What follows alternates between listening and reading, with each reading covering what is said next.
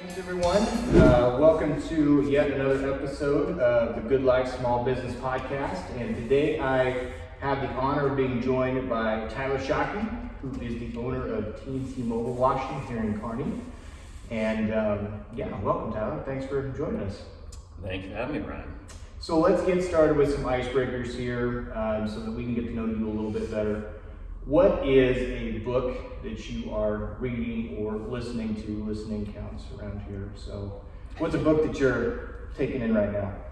Well, it's good that listening counts because that is, I'll be honest, I've always had a problem finishing books. I get halfway through and I don't know what it is. I have a lot easier time listening to them on audio versions. And I guess the last book I was reading was called Fix This Next by Michael Kalowitz. And I got about a quarter of the way through and there's so much you want to implement, and he even says in there, I think he said like stop reading and go implement these things and come back in a few weeks. And that's about a month back. I mean, I quit about a month ago because I got probably halfway through.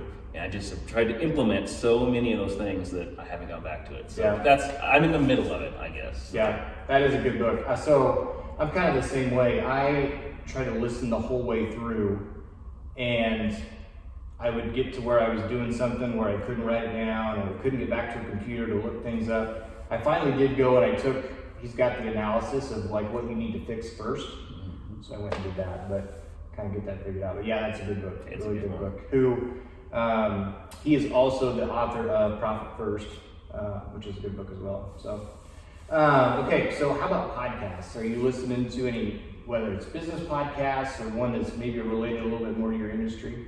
Yes, probably too many podcasts, honestly. I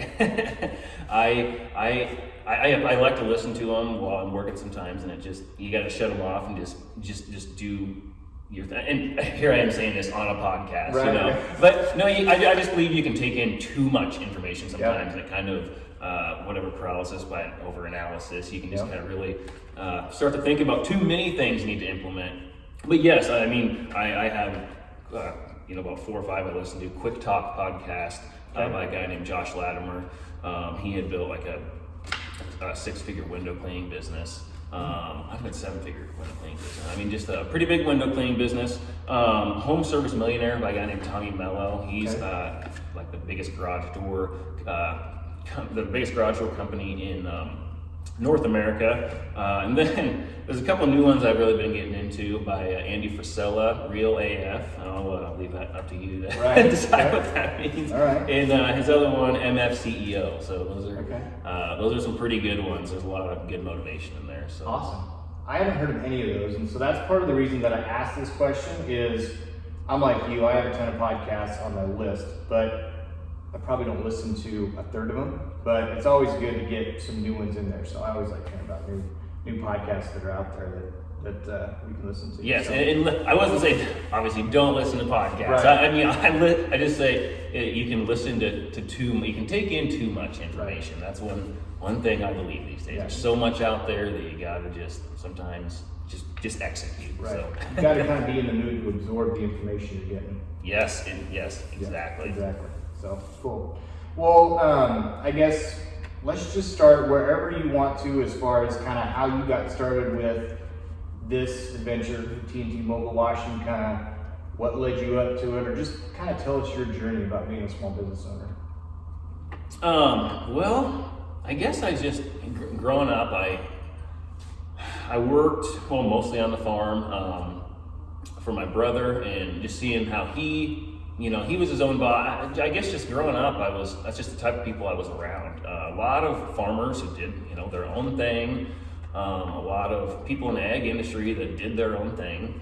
And I guess I just grew up thinking that's how it was. Like you just grew up and did your own thing. Yeah. And then I got to my mid-20s and I realized that's not how it was. And I always knew that I did want to do my own thing, be an entrepreneur. And it took me, once I always knew I wanted to do it, but once I got serious about it, it was within a year, I'm just like, I got to go do this.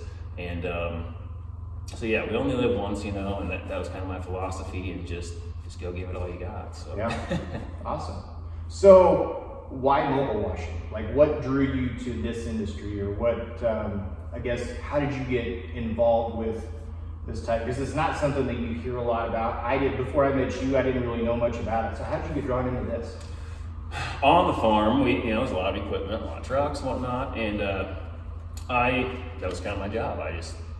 I cleaned up everything on the farm, and I just remember sitting there in a tractor going across the field one afternoon. I'm like, after I had just washed up a tractor, and I'm like, I think there might be like people that would want this. They don't have time to do it themselves, and I kind of ran by some people, and some people really, oh yeah, I think that'd be really good, and then some people, oh, I don't know if that'd be, a demand for it. But ultimately, I saw the vision. It didn't really matter.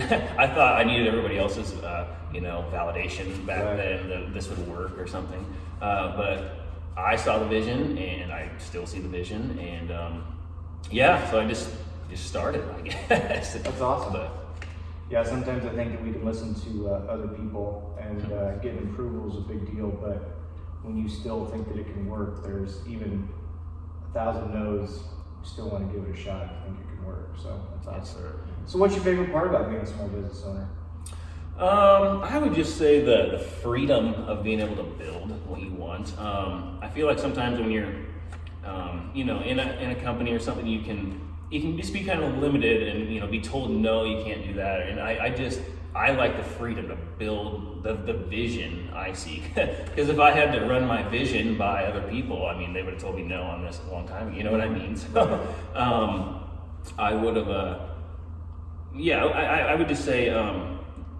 Being able to freely build and create your vision and what you see, and also the challenges. I think I'd be bored in regular job. I don't know. I sometimes these days you look at the challenges and they seem, they're really hard, and you're like, oh my gosh, this is really hard. But then you step back and you're like, well, what else would I rather be doing? I don't, you know what I mean? Yeah. I don't know what else I'd rather be doing. Yeah. And then I would just say the personal growth that comes with the accomplishments in business. I just feel like I'm a lot more confident person than I used to be. I just know I can do a lot more than I used to give myself credit for. Right. So there's a lot of personal growth that comes with it, and just talking to people, developing relationships. So there's a few things that I really like about it. That's awesome. So I guess one of the things that I've learned about being a small business owner, and you seem like you're the same way, because it seems like you are always thinking, whether it's about what you can do in your business, how you can get better, marketing, whatever it is. You just kind of seem like, and I've known you for 3 years now, 4 years. It just seems like you are always thinking about how you can get better. And that's one of the things about being a small business owner is, if you got an 8 to 5 job, you go home and you can turn your brain off. But when you're a small business owner, sometimes I think that, like, even when you go home, when you're laying in bed, you're still thinking about your business. When you wake up, you're thinking about your business. It seems like you're like that too. Yes, and it's, I don't know what you call it, like a blessing and a curse, I guess. I have a lot of workouts interrupted by, an idea. I get into podcasts, I'm just like, I gotta go implement this right now. And, it's all I can think about. And some advice I had heard on, I think it was Jim Rohn who talked about it. He said, don't be at the office and at the beach. He's like, be either at the office or at the beach, and I like to mix the two. And he says, don't mix the two. And it can be a good thing and it can be a bad thing, I'd say. So, but I'm always trying to improve on myself and my business, and it's constantly on my mind. So it's part of the deal. Yes, it doesn't matter what you do. It doesn't matter what small business it is. It follows you home, but it's a good thing because and that just means you're passionate about it, I think. Yes, I agree. So, is this what you thought it would be? For the most part, just being around my brother and other successful people growing up. I saw the challenges, and I was part of the challenges at the time, working for him. But there's I'd say the little things that go into building a business are what are surprising, and the things that people don't see. I mean, just things such as ordering soap and mixing the soap. If Saturday gets here, our busiest day, and there's no soap mixed in the barrels, it's not a good thing. Yeah. It's things such as putting new paperwork in the trays so we can write down truck numbers. It's ordering T-shirts. It's who's buying the toilet paper. You know what I mean? It's like the little things that really take you by surprise, that happen to make a business go round. So I guess that was probably the biggest surprise to me, just the little things. So. Yeah. And so you operate probably the most out of a 7-day period, Friday, Saturday, Sunday, and evenings. You're working weekends primarily when you're out, right? Yes. Friday through Sundays is our busiest time. That's when, we're a mobile truck wash company, and that's when semis sit. Friday through Sunday is our busy time, and Mondays are generally try to be our off day. It's kind of a busy time of year right now, so I'm kind of working Mondays too. But then, a lot of weeknights, because trucks sit, after 4 or 5 o'clock at night, and there's those certain jobs that we're starting to pick up that we can do, 8 to 5 Monday through Friday. So it's just taking time to build that schedule. Yeah. And the reason I ask that is because, when most people are thinking about the weekend, you're just kind of going to work. People are focused on Friday at 5. That's when you're really getting busy, is Friday through Sunday. So yes, it can be. I've realized it recently with just hiring employees this last year. I have some part-time guys, and they come in on weekends, and to them it's the weekend. They already work their job during the week. Right. To me, Saturday morning is Monday morning. Right. I'm ready to go, and so 5 minutes late to me on Saturday morning is just, to most people, it's kind of accepted. To me, it's it's Monday, so it's kind of backwards, but awesome. All right, so we all know it's been a crazy year. COVID has affected a lot of small business owners. Pretty much every small business owner, but in different ways. With your business, is there anything, maybe it didn't affect necessarily you for busyness, and I don't know, you tell us, but how has COVID affected your business in a positive way? What have you taken out of these last 6-7 months and implemented into your business that has been positive, something that you're going to carry forward? It really didn't, I guess, slow us down much. It was kind of business as usual.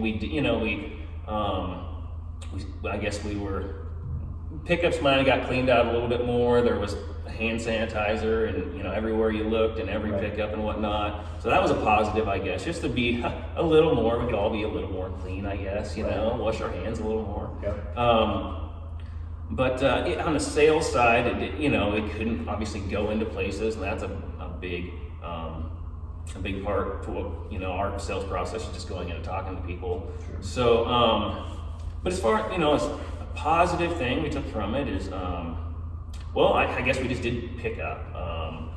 I remember hearing on a podcast at the beginning of this whole pandemic that a guy said that 10% of your customer base is looking to go elsewhere or stop using your services, and they're going to use this as the excuse to stop using you. Right. But that also means that 10% of your competition's customer base is looking to go elsewhere or maybe use you. Right. And I guess me compared to some of the truck washes within an hour of where I live, I'm a small guy, and I guess they probably just had a lot more customers looking elsewhere. And I picked up some, I will say I picked up some of their customers. And, it just was it's just kind of a natural thing. And I lost, 10% of mine, and they probably lost 10% of theirs, and just all went around. And so we grew because of it. So that's awesome. Awesome. Yeah. What advice would you give yourself if you were able to go back when you were starting T&T from the beginning? what advice would you give yourself? Or is there anything you would change, anything you do different looking back on it?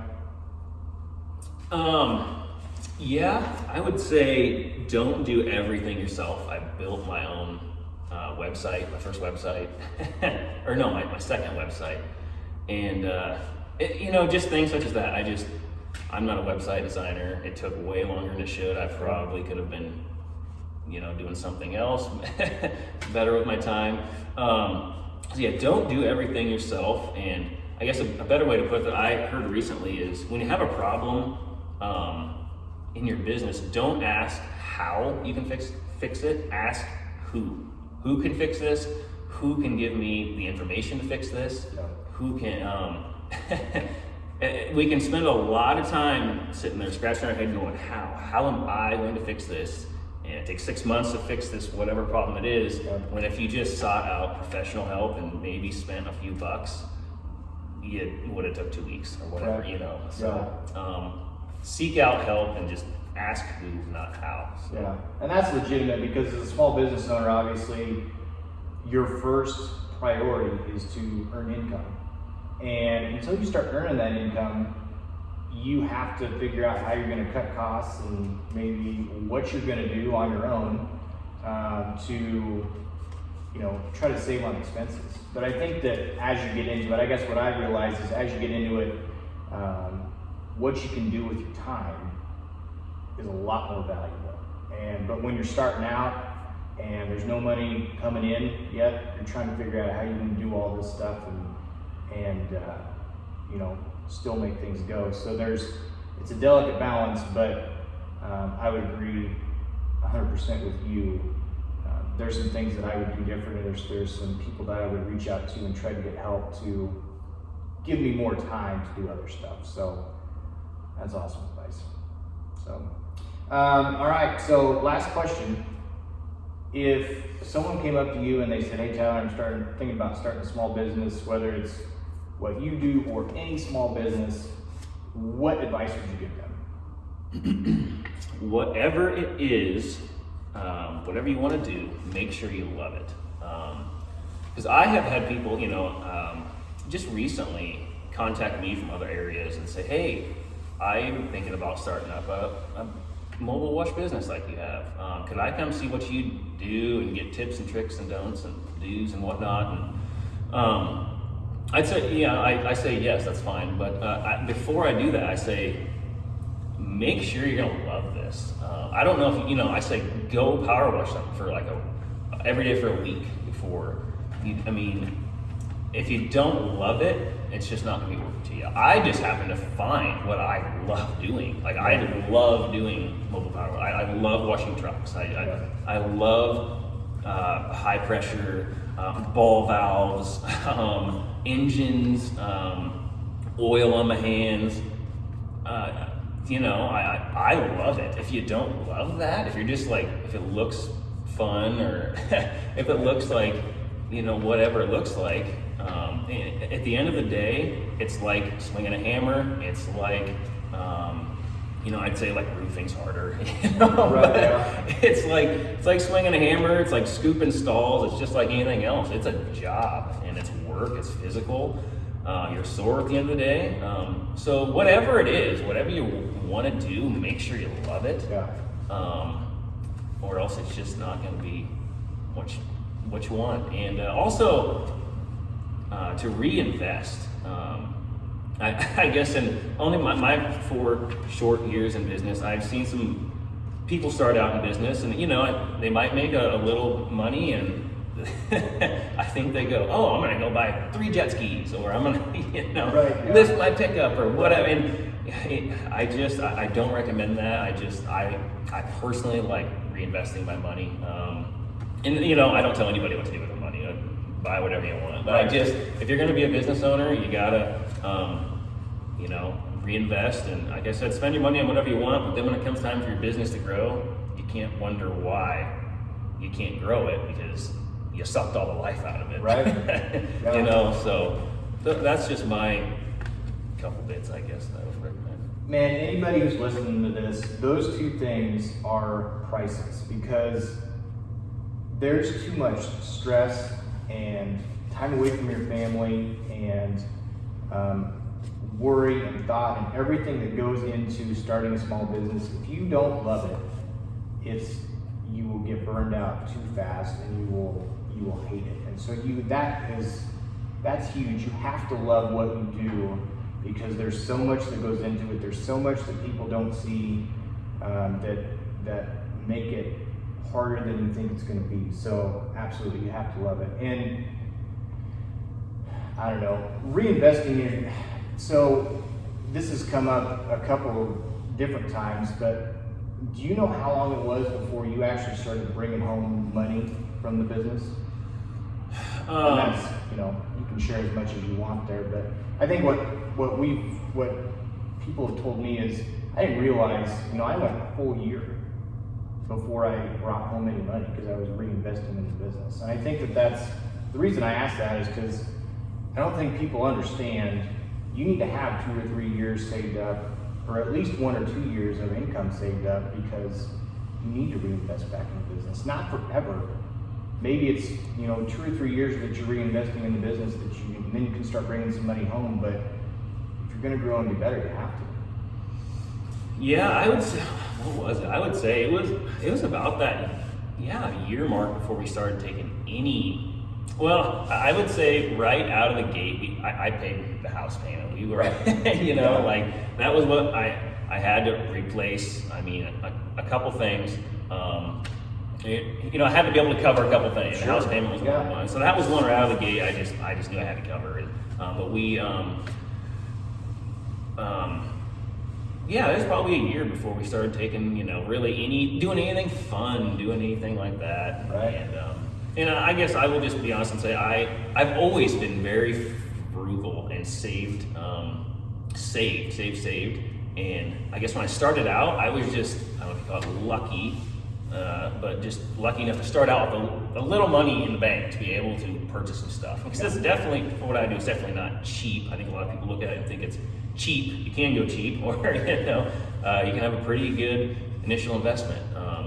But I guess I just had a little bit of money saved up and was able to not be so stressed, I guess, in the beginning. And that helps. I mean, if you have some money saved up going into business, that can it can help not stress out so bad. Yeah, absolutely. Hey man, this has been a blast. It's been good to talk to you. Definitely.